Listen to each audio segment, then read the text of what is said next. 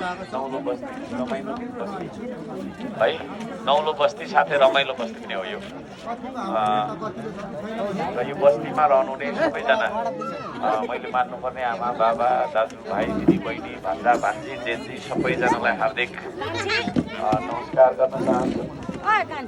र धेरै ठुलो कुरा राख्न केही पनि म चाहन्न। चुनाव हुँदैछ, चुनावमा मैले भाग लिँदैछु। चुनाव चाहिँ कुन चुनाव हुँदैछ भन्दा माथि केन्द्रको चुनाव हुँदैछ होइन।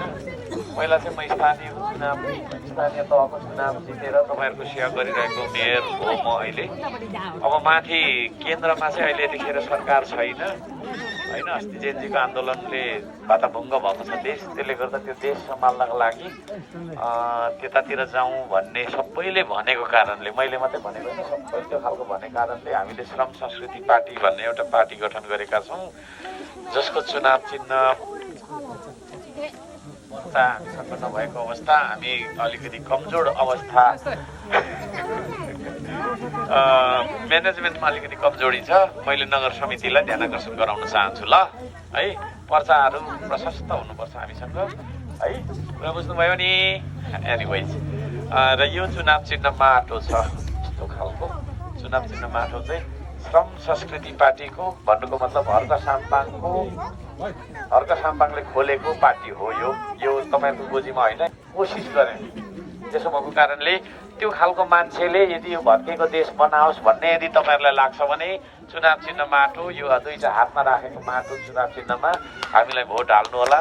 तपाईँहरूको मतदाता परिचय पत्र छ भने भोट हाल्नु होला, छैन भने पनि ध्यान दिउँ है। भोटर आइडी छ भने हाल्नु होला, छैन भने पनि तपाईँले आफन्त इष्टमित्रलाई भन्नु होला चुनाव चिन्ह माटोमा भोट हाल्नु भनेर है। म भ्रष्टाचार गर्दिनँ, कमिसन खाँदिनँ, घुस खाँदिनँ, झुटो बोल्दिनँ, जीवनभर मेरो प्रतिबद्धता त्यो हो होइन। र अब यहाँको विकासका कुराहरू गर्दाखेरि होइन, अब धरानमा मैले पानी खुवाउँछु भनेको थिएँ, त्यसले गर्दाखेरि पानी आउँदैछ कि छैन? छैन भने मलाई हकार्नु है, छैन भने हकार्नु। अब यतापट्टि प्रहरी चौकी बनाउने भन्ने कुरामा पनि एकचोटि प्रहरी चौकी मेयरले बनाउनु नदिने भन्ने हल्ला पनि गरे साथीहरू। त्यो होइन है, त्यो होइन। तर त्यो बहुभाषिक पाठशालाभित्र चाहिँ नि त्यो कम्पाउन्डभित्र चाहिँ अलिक पाउँदैन होला भनेर मैले कम्पाउन्डभन्दा बाहिर निकालिदिएर अहिले चाहिँ नि प्रहरी चौकीको लागि मेयर कोषबाट मैले 10 लाख रुपियाँ छुट्याइदिएर होइन, वडाबाट त्यो कुराहरू प्रोसेस पनि भइराखेको होला। मलाई आउने बित्तिकै यहाँ हाम्रो आमाले आशिष दिनुभयो, दुबो लगाइदिनु भएको छ, यहाँ सिउरिरहेको छु। के भन्नुभयो भने तिम्रो पार्टी दुबोसरी फैलिएर जाओस् भन्नुभयो है। एउटा वृद्धा आमाले दिएको आशिष भुइँमा झर्दैन भन्ने लाग्छ मलाई होइन, त्यसै खेर जाँदैन। त्यसो भएको कारणले हामी फैलिराखेका पनि छौँ। सम्झिँदाखेरि दुःख पनि लाग्छ होइन। हामी नेपालीहरू धेरै कुराहरू हुनु पर्थ्यो यो देशमा, तर अहिले हेरौँ नानीहरूलाई हेर्छु म होइन, एउटा नाथे टिका लगाइदिन कति खुसी भइराखेको छ होइन, ठुलो चाड आयो जस्तो लागिराखेको छ। तर यी नानीहरूको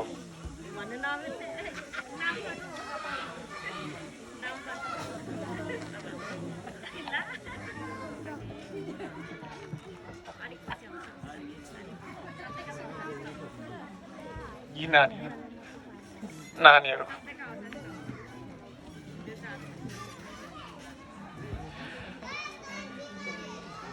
भविष्य बनाउनुपर्छ हामीले।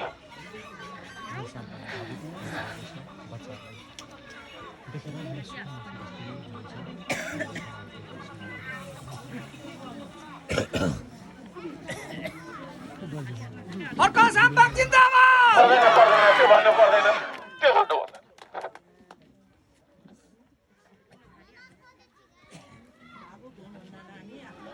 एउटा वृद्धा मान्छे हो, ढुङ्गाको मान्छे होइन। म ढुङ्गा बोक्छु तर ढुङ्गाको मान्छे होइन होइन।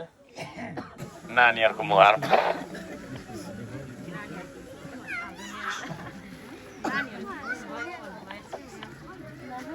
एउटा आशा कोर्न सकेका छौँ हामी।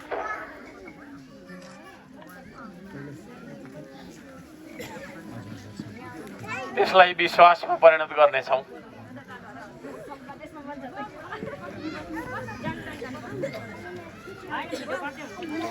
र यो देशमा पनि हामीले होइन गरी खाने वातावरण हामी बनाउनेछौँ।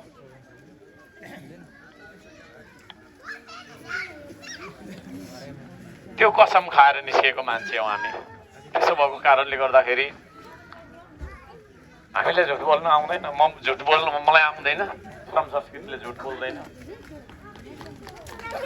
हामी ठुल्ठुलो कुराहरू यहाँ गर्न आएको होइन है। हामी गर्दैनौँ ठुल्ठुलो कुरा।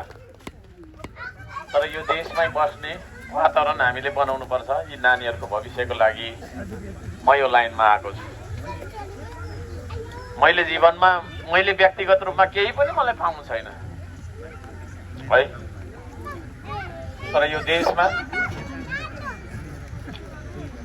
राम्रो हुन सकोस् भन्ने चाहना राख्छु र त्यो चाहनाले गर्दाखेरि हामीले चाहिँ नि अहिले यो गरेर हिँडिरहेका छौँ। धेरै ठुलो कुराहरू म राख्न चाहन्न। यी नानीहरूलाई मैले होइन यतिखेर बुझ्दैनन् यी नानीहरूले। तर मलाई देख्दाखेरि जुन खालको एउटा खुसी छ नि, एक खालको होइन त्यो यी नानीहरूको भविष्यमा परिवर्तन गर्न सकौँ। म त अब बुढो पनि भइसकेँ। हामी सबै अब मरेर जान्छौँ होइन। तर हाम्रो छोराछोरीको पालामा भए पनि यो देशमा होइन सुशान्ति र तपाईँको चाहिँ सुख होस्, त्यसको लागि अहिले हामीले एउटा बिरुवा रोप्नुपर्छ। रोप्ने बित्तिकै फल्दैन, मलाई थाहा छ त्यो। रोप्ने बित्तिकै फल्दैन। त्यसलाई मलजल गर्नुपर्छ, गोड्नुपर्छ, हुर्काउनुपर्छ, बढाउनुपर्छ, अनि फुल्छ र फल्छ। हामीले गर्दै गरेको यो श्रम संस्कृतिको फल हामीले हाम्रो जीवनमा पाउँदैनौँ, मलाई थाहा छ। तर नानीहरूको जीवनमा त्यो फल प्राप्त होस् भन्ने शुभकामना दिन चाहन्छु। माफ गर्नु होला, म अलिक भावुक भएँ आज।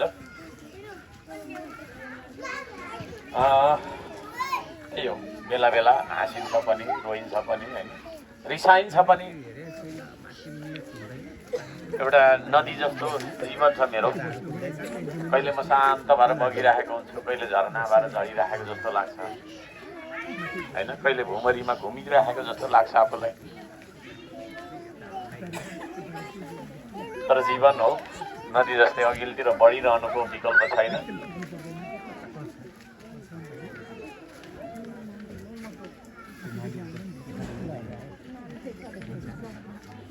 म जतिन्जेल बाँच्छु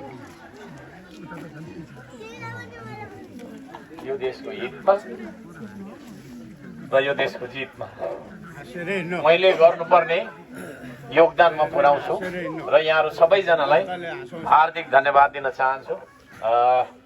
र त्यही हो, आउने बित्तिकै हाम्रो 80 वर्ष कटेको आमा मेरो आमाको उमेरको हुनुहुन्छ।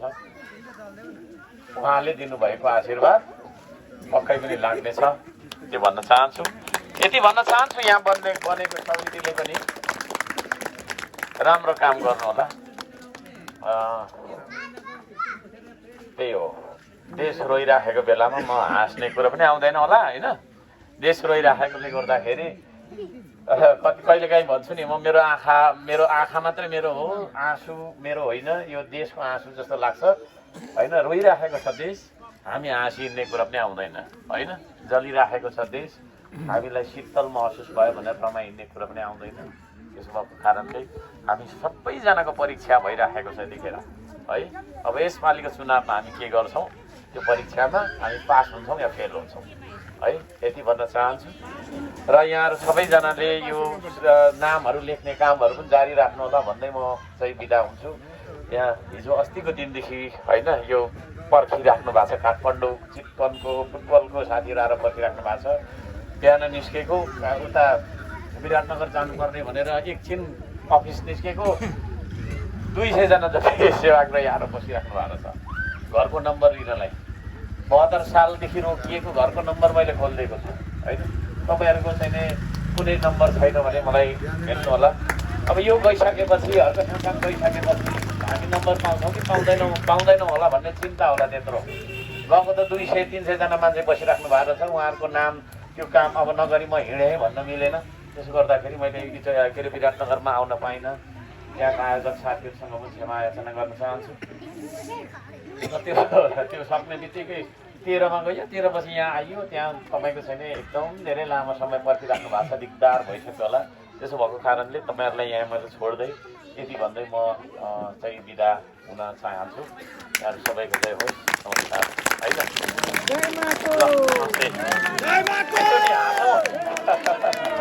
धन्यवाद।